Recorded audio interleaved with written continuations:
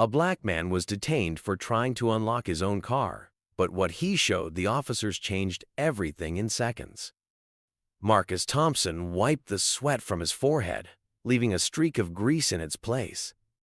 The flickering fluorescent lights of his auto repair shop cast long shadows across the concrete floor as he finished up his last job of the day, a transmission repair that had taken hours longer than expected. "Hey, Marcus, you sure you don't want me to lock up?" called Rico, his youngest mechanic, from across the shop. "You've been here since 5 this morning, man."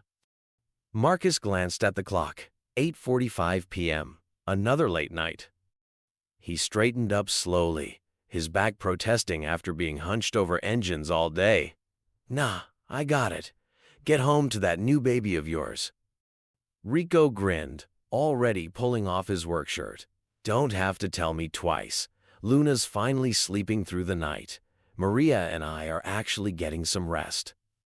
"Enjoy it while it lasts," Marcus chuckled, thinking of his own kids. "Wait till she starts walking. That's when the real fun begins." As Rico gathered his things, Marcus's phone buzzed. A text from Mrs. Chen, his elderly neighbor who watched Emma and Marcus Jr. after school. "Kids fed and homework done." Emma asking about her science project. Marcus Jr. won't stop talking about tomorrow's field trip. His heart squeezed. He'd promised Emma he'd help her with her volcano project tonight. Even after 2 years, he was still trying to figure out how to be both mom and dad to his kids. Sarah would have known exactly how to make the perfect papier-mâché mountain. She'd always been the creative one. "You still with us, boss?" Rico's voice snapped him back to reality. Yeah. Just thinking about this volcano I gotta build tonight." Marcus grabbed a rag and tried to clean his hands. "Remember your toolbox this time. I don't want another call at midnight because you left it here again." Rico laughed, patting his backpack. That happened one time. See you tomorrow, boss." The shop felt emptier after Rico left. Marcus moved through his closing routine on autopilot, counting the day's earnings, filing paperwork, double-checking the equipment was properly stored. His mind wandered to the stack of bills waiting at home. The shop was doing okay, but raising 2 kids alone in the city wasn't cheap. Every dollar was carefully budgeted. He paused at Sarah's photo on his desk, her bright smile frozen in time, taken just months before the cancer diagnosis. Some days it felt like yesterday, others like a lifetime ago. Emma was looking more like her mother every day. "Miss you, baby," he whispered, touching the frame gently. "I am trying my best here." His phone buzzed again. "Mrs. Chen, Emma's asking when you'll be home. Should I put them to bed?" Marcus quickly replied, "On my way now. Tell them 15 minutes." He gathered his things, making sure to grab Emma's volcano supplies from his locker. The familiar weight of his wallet, keys, and the worn photograph he always carried settled into his pockets. That photo had gotten him through some dark days after Sarah's passing, a reminder that he'd overcome impossible odds before. The shop's back lot was poorly lit, with only one functioning streetlight casting an orange glow over the vehicles waiting for tomorrow's repairs. Marcus pulled his jacket tighter against the autumn chill, his breath visible in the night air. His Honda Civic sat at the far end, not the newest car, but reliable. He'd fixed it up himself after buying it from a regular customer 3 months ago. The day's exhaustion hit him as he walked to his car. 12 hours of crawling under vehicles, dealing with demanding customers, and managing paperwork had taken their toll. All he wanted was to get home, help Emma with her project, and maybe catch an hour of television before bed. He was fumbling with his keys when the first flash of light hit his back. "Step away from the vehicle. Hands where we can see them." Marcus's heart lurched. The keys slipped from his fingers, clattering on the asphalt. Instinctively, he started to turn. "Don't move. Keep your hands up and face forward." The commands came sharp and aggressive. Marcus slowly raised his hands, his mind racing. Through his side mirror, he caught glimpses of 2 officers approaching, their weapons drawn. "Listen, officers," he started, trying to keep his voice steady. "This is my car. I can explain." Shut up and put your hands on the hood. Now. The fear hit him then, not for himself, but for Emma and Marcus Jr. waiting at home. Mrs. Chen would be worried soon. His kids would be scared. They'd already lost their mother. They couldn't lose him too. Please, Marcus said, his voice cracking as he leaned forward onto his car's hood. My kids are waiting for me. This is all a misunderstanding.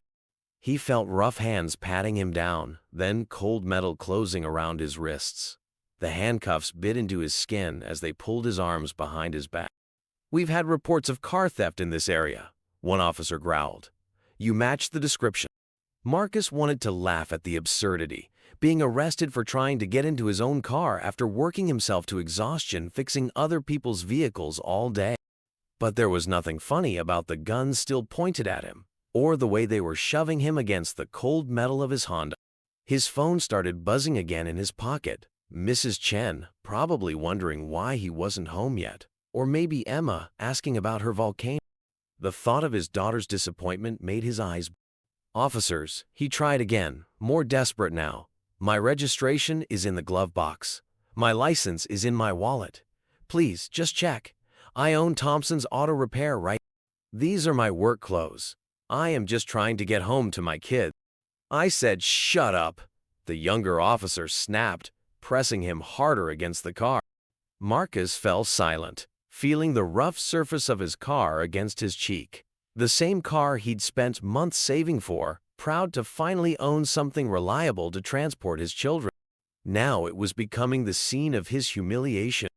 His mind drifted to Sarah again.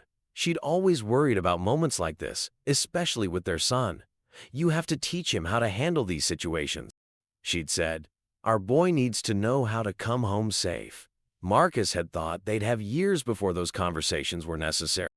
Now, handcuffed against his own car, her words echoed in his head. The older officer was speaking into his radio, requesting backup. Marcus closed his eyes, trying to steady his breathing. He knew how this looked. A black man in dirty clothes, trying to get into a car in a dark parking lot. But knowing didn't make it hurt any less. His wallet pressed against his leg through his pocket, containing not just his ID but that precious photograph, his proof, his history, his service to the same country that was now treating him like a criminal. If they would just look, just take a moment to see him as a person. But for now, all Marcus could do was wait, pray, and think of his children's faces. The night was getting colder, and somewhere in the distance he heard more sirens approach. The stage was set for a confrontation that would change multiple lives forever, though not in the way anyone expected. But that revelation was still moments away, hidden in the folds of a worn photograph tucked safely in Marcus Thompson's back pocket.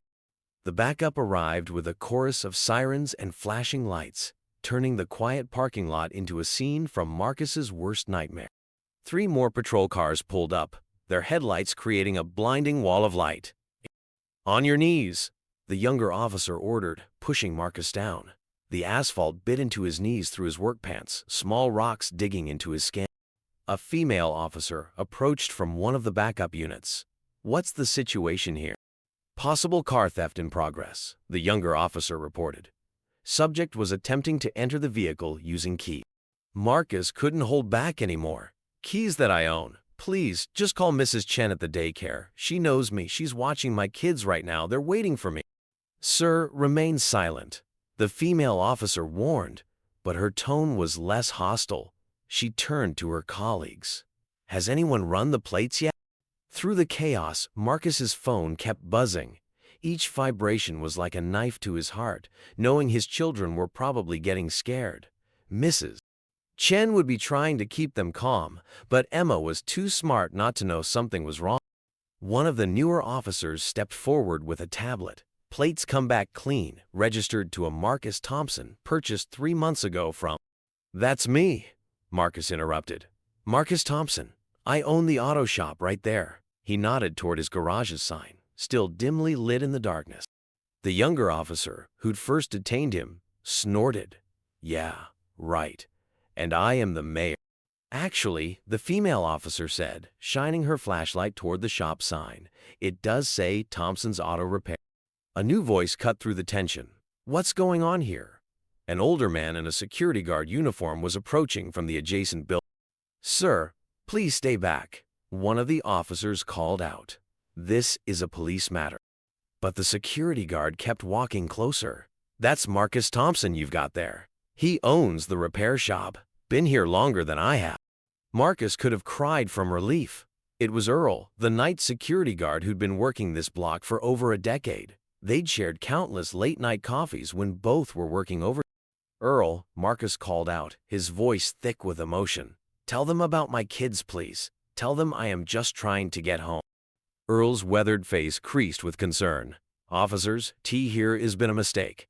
I've known Marcus for 8 years. He's here late most nights, fixing cars for half the neighborhood. Single dad, 2 young kids at home." The atmosphere shifted slightly. Marcus could feel the officers exchanging glances. The female officer stepped closer to him. "Mr. Thompson, do you have any identification on you?" "Yes, in my back pocket. Wallet's right there, along with my registration and insurance." She reached for his pocket, and Marcus held his breath. In seconds, they would find his ID, and this nightmare would end.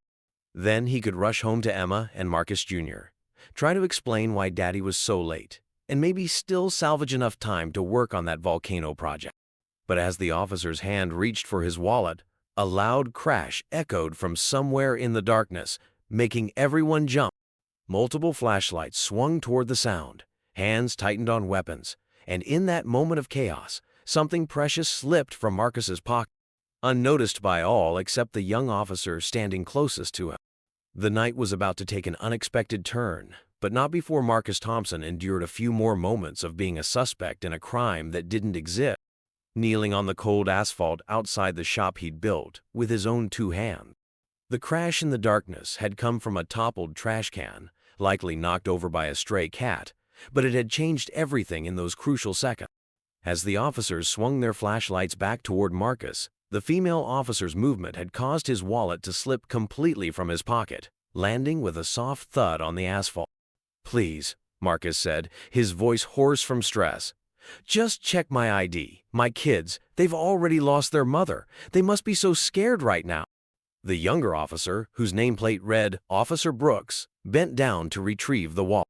As he picked it up, something else fluttered out, a worn, folded photograph that had been tucked into one of the wallet's creases. "What's this?" Brooks muttered, reaching for the photo. Marcus's heart jumped. "Be careful with that, please. It's all I have left of." "Quiet," the older officer barked, still holding his position with his hand on his weapon. Officer Brooks unfolded the photo with one hand while holding the wallet in the other. The parking lot lights cast just enough glow for him to make out the details. His brow furrowed as he studied it. Meanwhile, Earl the security guard was still trying to help. "Officers, I can pull up the security footage from tonight. Show you Mr. Thompson working in his shop all day." "That won't be necessary," said the female officer, whose badge identified her as Officer Martinez. "Once we verify his ID." "Hold up," Brooks interrupted, his voice suddenly different. He was staring at the photo, then at the older officer beside him, then back at the photo. "Sergeant Walsh, you need to see this." The older officer, Sergeant Walsh, kept his eyes trained on Marcus. "What is it?" "Sir, you really need to look at this photo." Marcus could feel his phone buzzing again in his pocket. The 10th, 15th call? He'd lost count. Each vibration was like a physical pain, knowing his children were waiting, wondering, worrying. Mrs. Chen's familiar voice suddenly carried across the parking lot. "Marcus, are you still here?" "The children are asking." She stopped short at the scene before her, Marcus on his knees, surrounded by police cars. "Mrs. Chen," Marcus called out, "are the kids okay?" "Sir, stay back!" One of the backup officers shouted at Mrs. Chen, who had frozen in shock. "But these are my baby's daddy," Mrs. Chen protested, her small frame somehow commanding attention despite her age. "He works all day to take care of them. What are you doing to him?" The chaos of the moment, Mrs. Chen's arrival, the multiple officers trying to control the scene, Earl still attempting to intervene, was interrupted by a sharp intake of breath from Sergeant Walsh, who had finally looked at the photograph in Officer Brooks's hand. The sergeant's face had gone pale, visible even in the harsh mix of streetlights and police flashlights.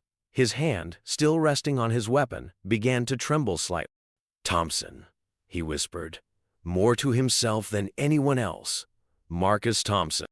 But before he could say more, Marcus's phone rang again.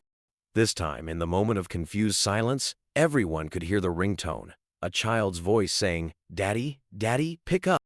"That's Emma," Marcus said softly. "My daughter. She recorded that herself. Please, just let me tell her I am okay." Officer Martinez looked at Sergeant Walsh, waiting for direction, but the sergeant seemed frozen, staring at the photograph with an unreadable expression. Mrs. Chen, taking advantage of the officer's distraction, had inched closer. "The children made him promise to help with a science project tonight. Emma's volcano. She's been waiting all day. They lost their mama 2 years ago. They get scared when he's late." This seemed to snap Sergeant Walsh out of his trance. He looked at Mrs. Chen, then at Marcus, then back at the photo in Officer Brooks's hand. "The convoy," Walsh said suddenly, his voice rougher than before. "Outside Kandahar, the ambush." Marcus, still on his knees, closed his eyes briefly.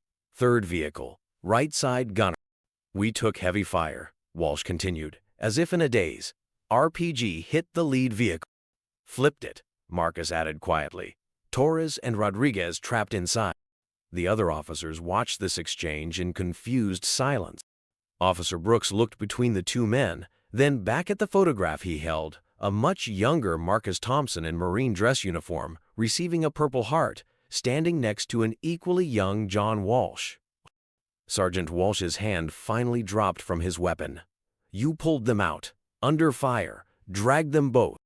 "Couldn't leave them behind, Sarge," Marcus said simply. "Just like you couldn't leave me when that second RPG hit." Mrs. Chen had moved even closer, defying the officer's previous warnings. "Marcus saved lives? In the war?" "He saved more than lives," Walsh said, his voice cracking. "He saved our entire unit. And He looked around at the scene they'd created, the police cars, the lights, Marcus on his knees in handcuffs. Officer Brooks was the first to move. "Sir, should I?" "Get those cuffs off him," Walsh ordered, his tone completely transformed. "Now." As Brooks hurried to comply, Marcus's phone rang once more. This time, Walsh himself reached into Marcus's pocket and pulled it out. "Emma?" He read the caller ID, then handed the phone to Marcus as soon as his hands were free. Marcus's fingers trembled as he answered. "Baby girl, I am so sorry." "Daddy," Emma's voice carried clearly in the now quiet parking lot. "Are you okay? Mrs. Chen went to look for you, and she didn't come back, and Marcus Jr. is crying, and I tried to be brave, but I am okay, sweetheart." Marcus assured her, his voice thick with emotion. "I am okay. Mrs. Chen is right here. We'll be home very soon, and we'll work on that volcano together. I promise." "Pinky promise?" "Pinky promise, baby. Put your brother on for a sec." There was a rustling sound, then a small boy's voice. "Daddy, I am scared." Marcus had to take a deep breath before responding. "Don't be scared, little man. Daddy just got held up talking to some old friends. We're coming home now." As Marcus spoke to his children, Sergeant Walsh had gathered the other officers, speaking in low, intense tone. Officer Martinez was already returning to her patrol car, likely to call off any additional backup that might have been en route. Earl, the security guard, stood watching it all, shaking his head slowly. All this because a man tried to get into his own car after working honest hours. "No," Walsh corrected him, having overheard. "All this because we forgot to look past our assumptions, because we forgot that heroes don't always wear uniform." He turned back to Marcus, who was just ending his call with the kids. Their eyes met, and 2 decades of shared history passed between them in that look. "They still expecting that volcano tonight?" Walsh asked. Marcus nodded, getting to his feet slowly, his knees stiff from the asphalt. "Science fair's tomorrow. Emma's been planning it for weeks." Walsh looked at his watch, then at his fellow officers, then back at Marcus. "Brooks, Martinez, handle the paperwork on this. I'll take full responsibility for the misunderstanding." He paused, then added, "And I'll be taking the rest of my shift off." "Sir?" Brooks questioned. "I owe this man my life," Walsh said firmly. The least I can do is help his daughter build a volcano. Mrs. Chen, who had been quietly observing, stepped forward. I have baking soda and vinegar at my house. And food. You must be hungry, Marcus. Marcus looked at Walsh, really seeing him for the first time since their paths had crossed again in such an unexpected way. The sergeant's face showed the same mix of emotions Marcus felt: shame, relief, recognition, and something deep. Something that spoke of desert nights and shared dangers and the bonds that never truly break. Been a long time since we worked on a mission together, Sarge, Marcus said quietly. Walsh's answering smile was small but genuine. Well, this one involves crafts and children instead of bullets and bombs. Might be our most important one yet. As the other officers began to clear the scene, Marcus retrieved his wallet and the precious photograph from Officer Brooke. He carefully refolded it and returned it to its place, a reminder of both the worst and best of humanity, now serving a purpose he never could have imagined. Mrs. Chen was already heading back to her house, muttering about snacks and craft supplies. Earl gave Marcus a supportive clap on the shoulder before returning to his security rounds. And Walsh. Walsh stood waiting by Marcus's Honda, keys in hand. "I'll drive," the sergeant said. "You've been through enough tonight." As they settled into the car, Marcus's phone buzzed one more time. A text from Emma. "Is the volcano going to be super awesome?" Marcus looked at Walsh, who nodded firmly. "Oh yes," Marcus typed back. "It's going to be the best volcano ever. We've got a real expert helping us tonight." The Honda's engine came to life, and as they pulled out of the parking lot, the police lights finally darkened, returning the night to its natural state. But something had changed in that small corner of the world, something profound and lasting. In the passenger seat, Marcus ran his fingers over the worn edges of the photograph in his wallet. Sometimes the worst moments could lead to unexpected reconciliations. Sometimes old bonds could be renewed in the most surprising ways. And sometimes, just sometimes, a child's science project could become the bridge between past and present, between misunderstanding and redemption.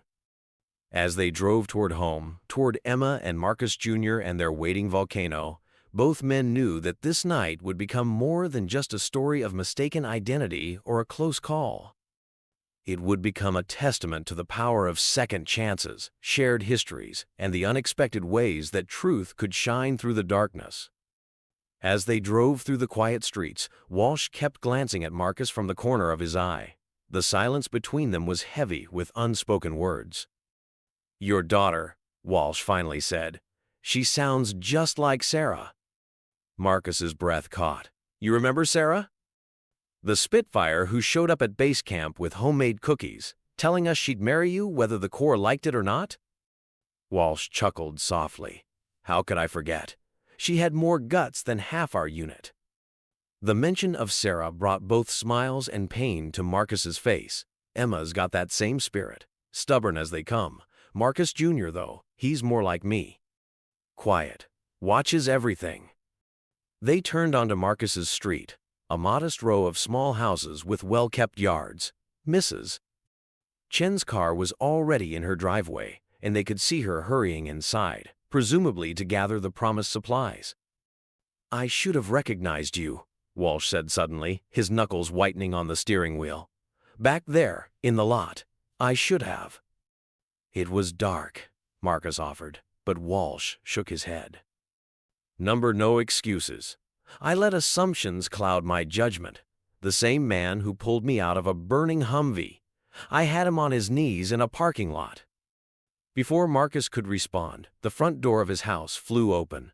Emma stood in the doorway, her small frame backlit by the porch light, with Marcus Jr. peeking around her legs. "Daddy," they both screamed, starting to run out. "Stay on the porch," Marcus called out, not wanting them to see the patrol cars still parked at the end of the street. He turned to Walsh. "Listen, John, what happened back there? It's not just about us anymore. It's about them, about what they'll face one day." Walsh watched as the children bounced impatiently on the porch. "They're beautiful, Marcus. Sarah would be proud." "Uncle John," Emma suddenly squealed, recognition dawning on her face as they got closer. She'd seen him in old photos, heard stories of her father's Marine days. Walsh froze mid-step. She knows who I am? Of course she does, Marcus said softly. You are family. Always have been. Mrs. Chen appeared behind the children, arms full of supplies. I found everything we need for the volcano, and I made sandwiches. Growing children need food, and their father too.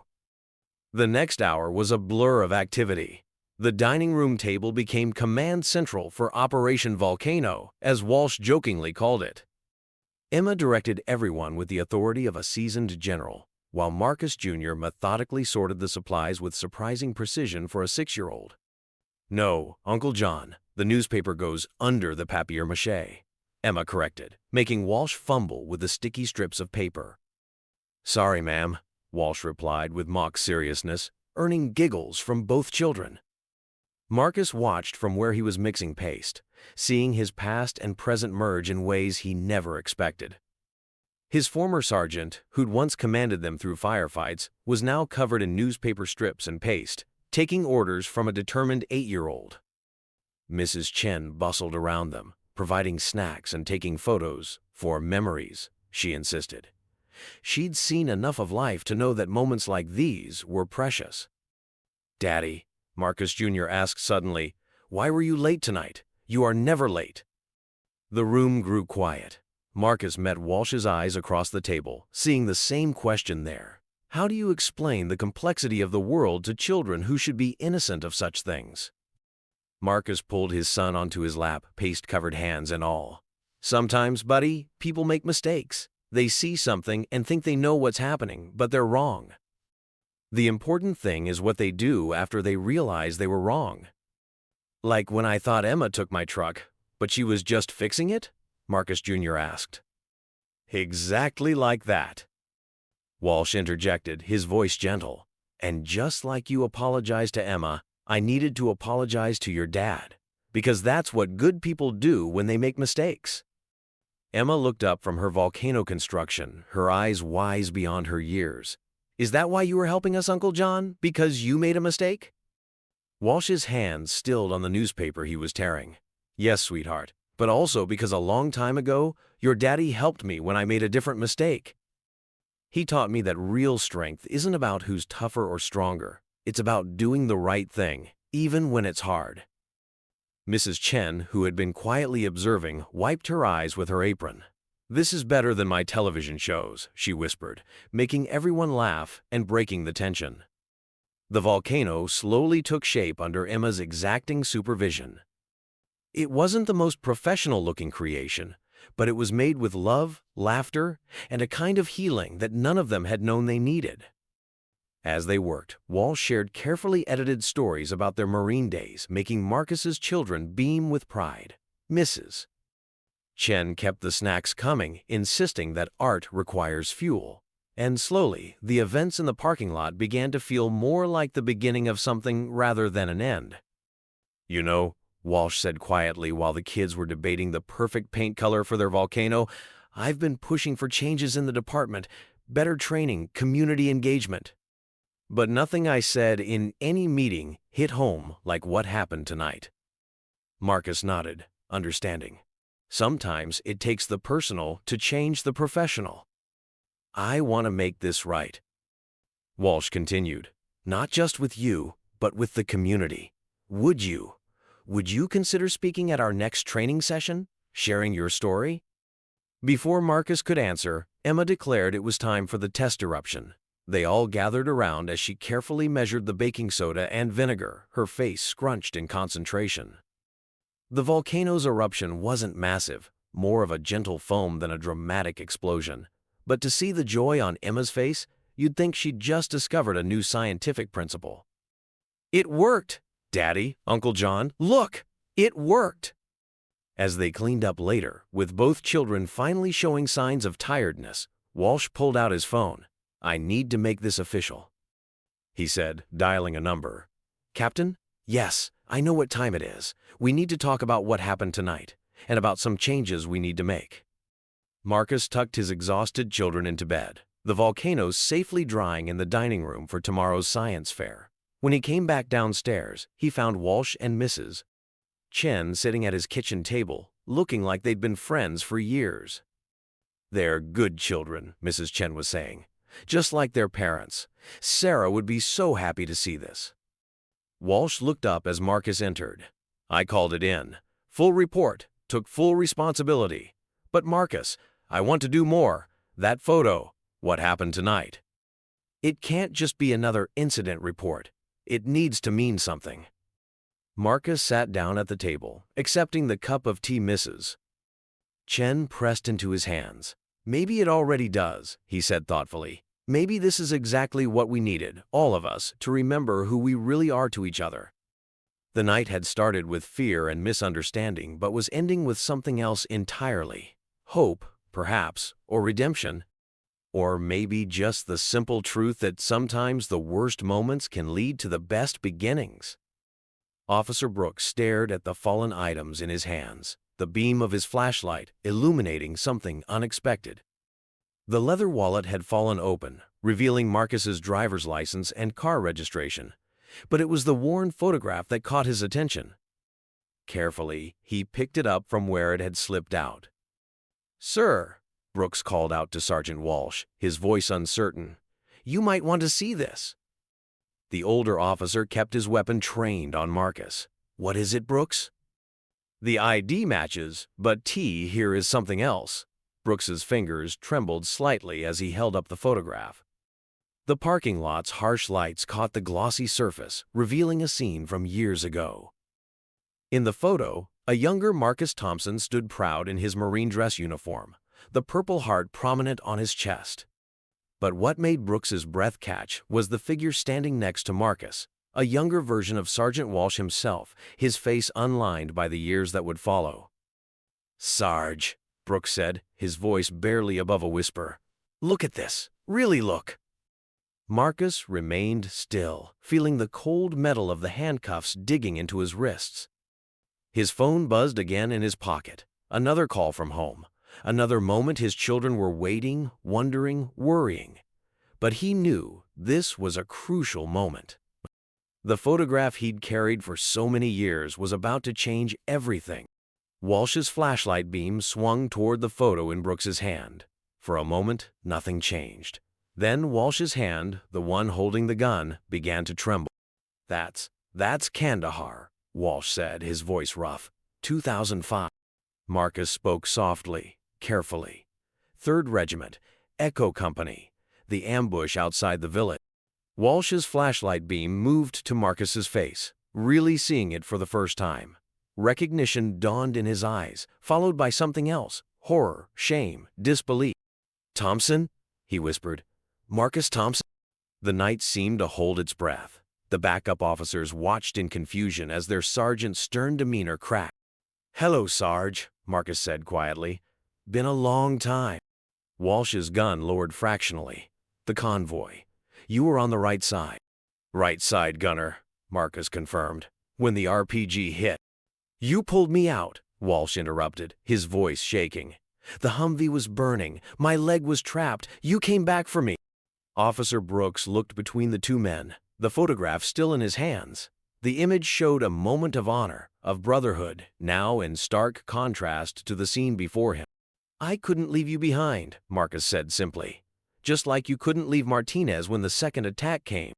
Walsh's gun dropped completely to his side. But the description of the car thief was a black man in dark clothes trying to get into a Honda.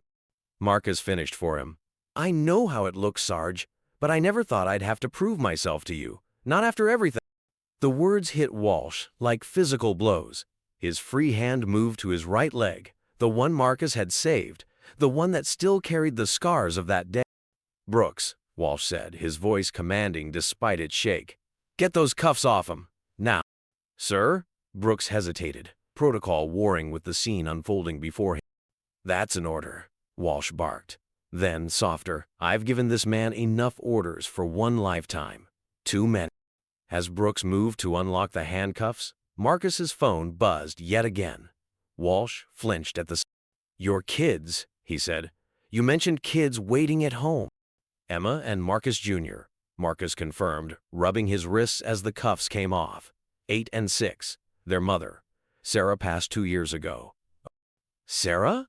Walsh's face paled further. The same Sarah who used to send cookies to the base? Who wrote you a letter every single day?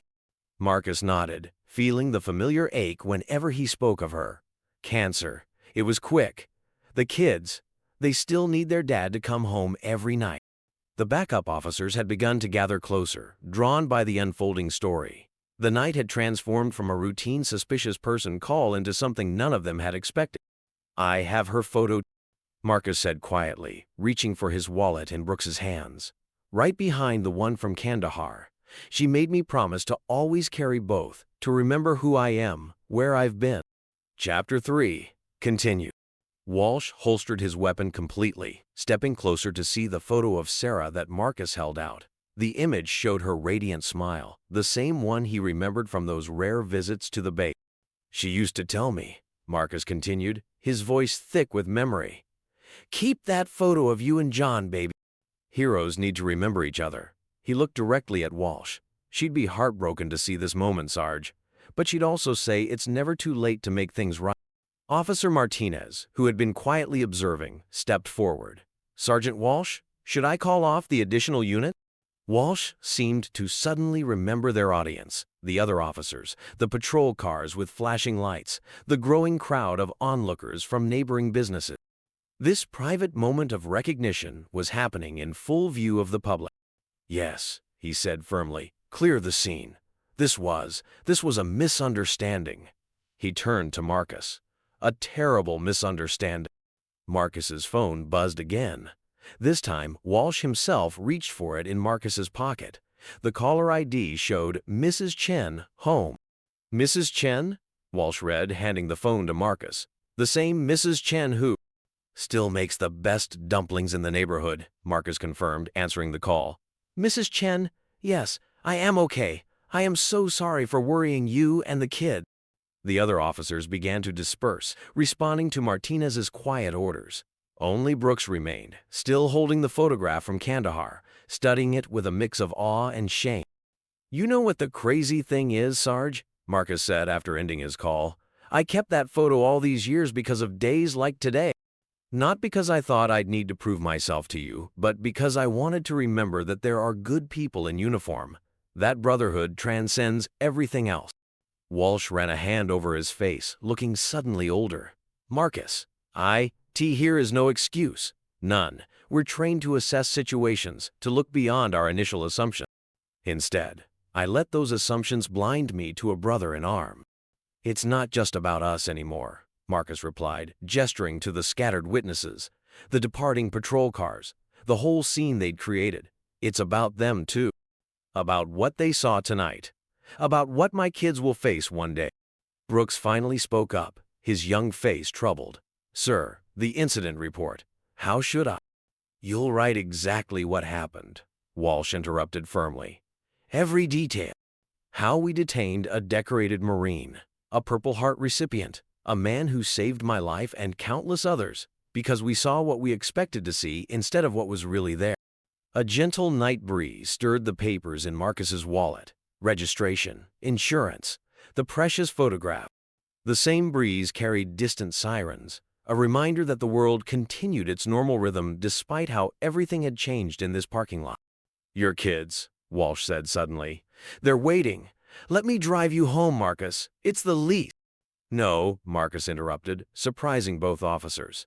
No, John, I need to drive my own car home.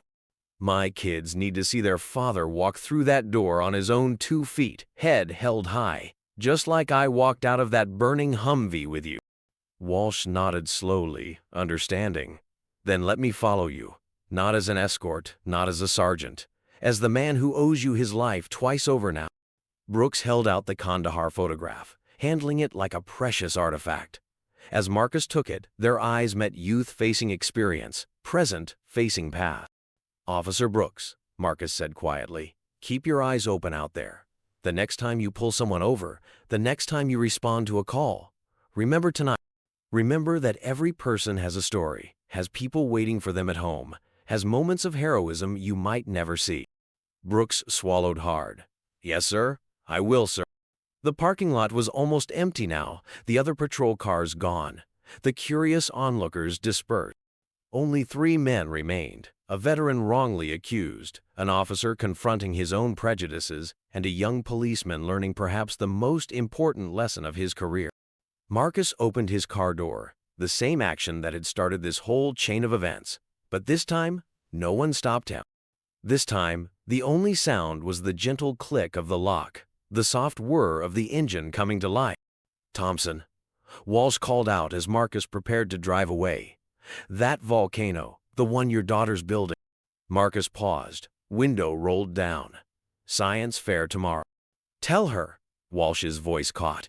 "Tell her Uncle John says she's got a warrior's spirit, just like her dad." Marcus managed a small smile. "Why don't you tell her yourself? Once I get these kids calmed down, T hears a story they need to hear. A story about brotherhood, about mistakes, and about making things right." As Marcus pulled out of the parking lot, Walsh and Brooks watched his taillights disappear into the night. Behind them, the auto repair shop sign flickered once, then steadied, casting its light over a scene that had changed more than just 3 men's lives. The night wasn't over yet. There were still children to comfort, stories to tell, lessons to learn. But something had shifted in that parking lot, something that would ripple out far beyond this single encounter, touching lives they couldn't yet imagine. The guns disappeared in an instant, holstered with trembling hands. Sergeant Walsh moved forward, his movements almost desperate as he reached for the handcuff. "Oh my God," he choked out, fingers fumbling with the lock. I never saw your face clearly in the dark." His hands were shaking so badly that Officer Brooks had to step in to help remove the restraint. As soon as Marcus was free, Walsh did something that shocked everyone present. He pulled Marcus into a tight embrace right there in the parking lot. Both men's bodies shook with emotion, years of shared memories and tonight's trauma crashing together. "I am so sorry, brother," Walsh whispered, his voice breaking. "So damn sorry." Tears streamed freely down both men's faces. Officer Brooks stood to the side, witnessing a moment that would change his entire perspective on law enforcement. The young officer had never seen his tough-as-nails sergeant cry before. "You are the reason I made it home to my own kids," Walsh said, pulling back to look at Marcus, his hands gripping his old friend's shoulders. "If you hadn't come back for me that day, my children wouldn't exist. And tonight, I almost." He couldn't finish the sentence. Mrs. Chen, who had been watching from the sidewalk, approached cautiously. "The children are waiting," she reminded them gently. "They need their father." Marcus wiped his eyes, looking at both officers. His voice was quiet but carried immense weight. "We all bleed the same color." That's what I tell my boy when he asks why some people look at him differently.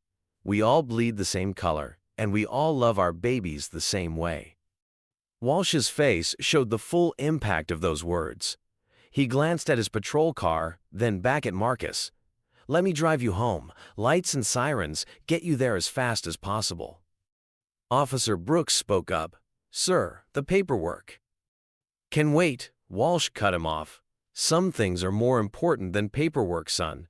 Tonight's going to teach you more than any academy training ever could."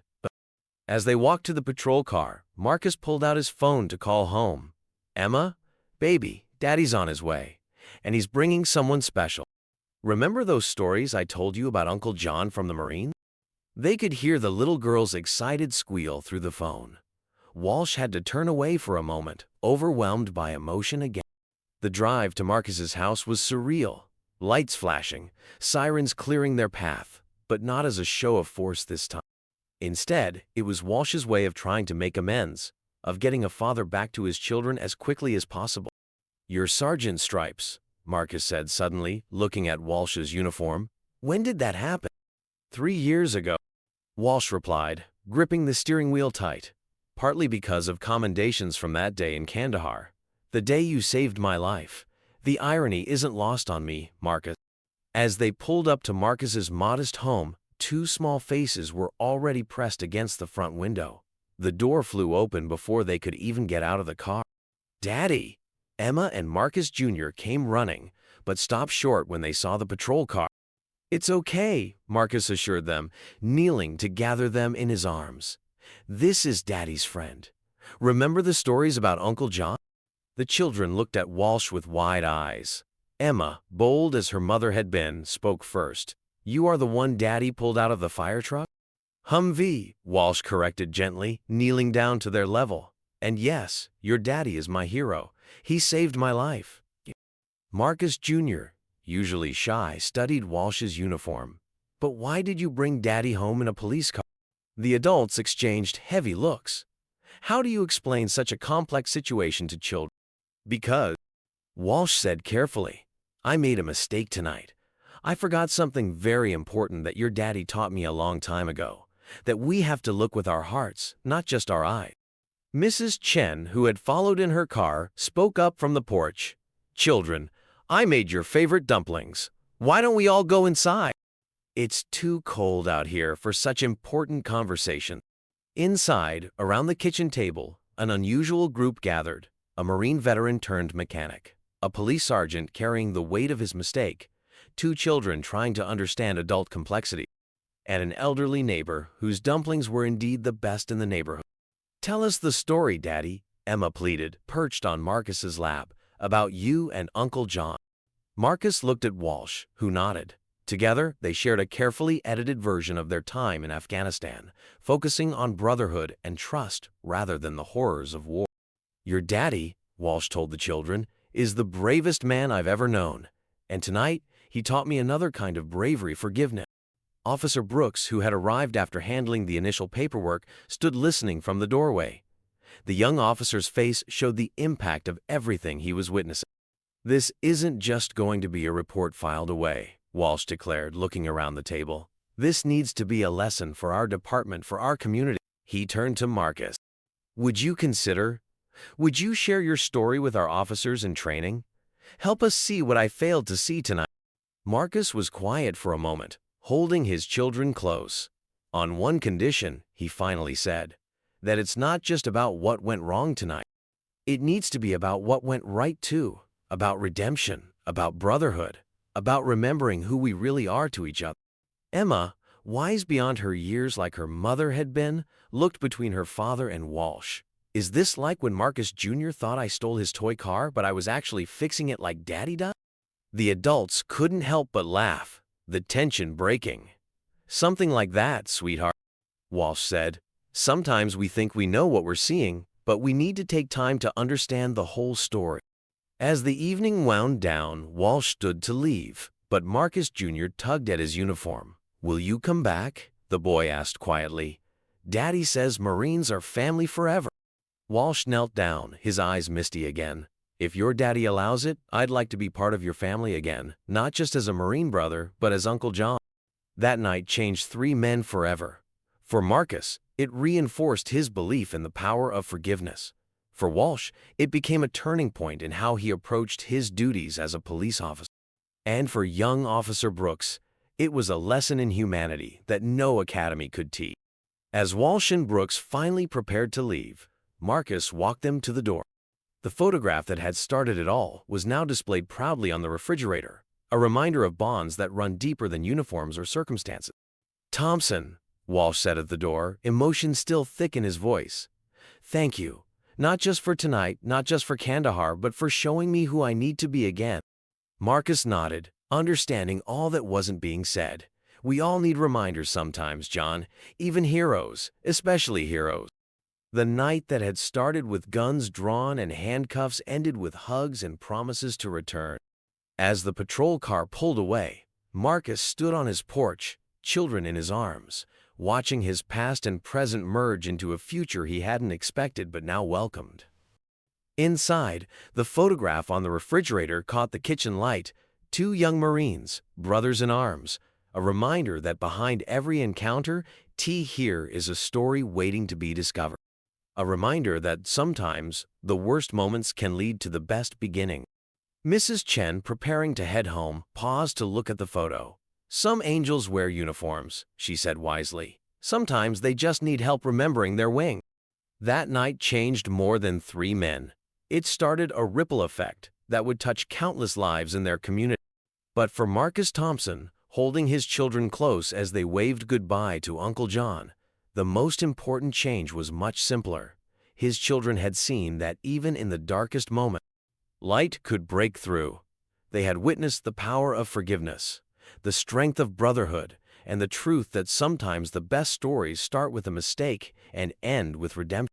The next morning, Walsh arrived early at the police station. His uniform was pressed, his badge polished, but his eyes carried the weight of the previous night's event. He headed straight for the captain's office, ignoring the curious glances from his fellow officers. "Come in," Captain Rodriguez called out in response to his knock. "Sir," Walsh began, standing at attention. "About last night's incident." "The Thompson case? Reports already on my desk." Rodriguez held up the file. "Brooks wrote quite a detailed account. Sit down, John." Walsh took a seat, his right leg, the one Marcus had saved years ago, aching with phantom pain. "Captain, I'd like to propose some changes to our training protocol." "I assumed you would." Rodriguez leaned back in his chair. "That's why I called Marcus Thompson this morning." Walsh's head snapped up. "You what?" "Had a long talk with him. Remarkable man." Rodriguez pulled out another file. "Did you know he's been running a program teaching auto repair to at-risk youth? Giving them job skills, mentorship. Man's been quietly changing lives while we've been writing parking tickets." "I didn't know," Walsh admitted, the weight of his mistake growing heavier. "He agreed to help us, John. Not just with training sessions, but with community outreach. Says he has one condition, though." Rodriguez smiled slightly. "He wants you to be part of it." Before Walsh could respond, Officer Brooks knocked and entered. "Sergeant, Mr. Thompson is here. Says you are expecting him." Behind Brooks stood Marcus, dressed in clean work clothes, looking more rested than the night before. The two men's eyes met, and without words, an understanding passed between them. "Actually," Marcus said, stepping into the office, "I thought we could start right now. These gentlemen need to hear a story about two Marines, a burning Humvee, and a photograph that reminded us what brotherhood really means." And so began a new chapter, not just for Marcus and Walsh, but for an entire community, learning that sometimes the most powerful changes start with a simple recognition. We all bleed the same color.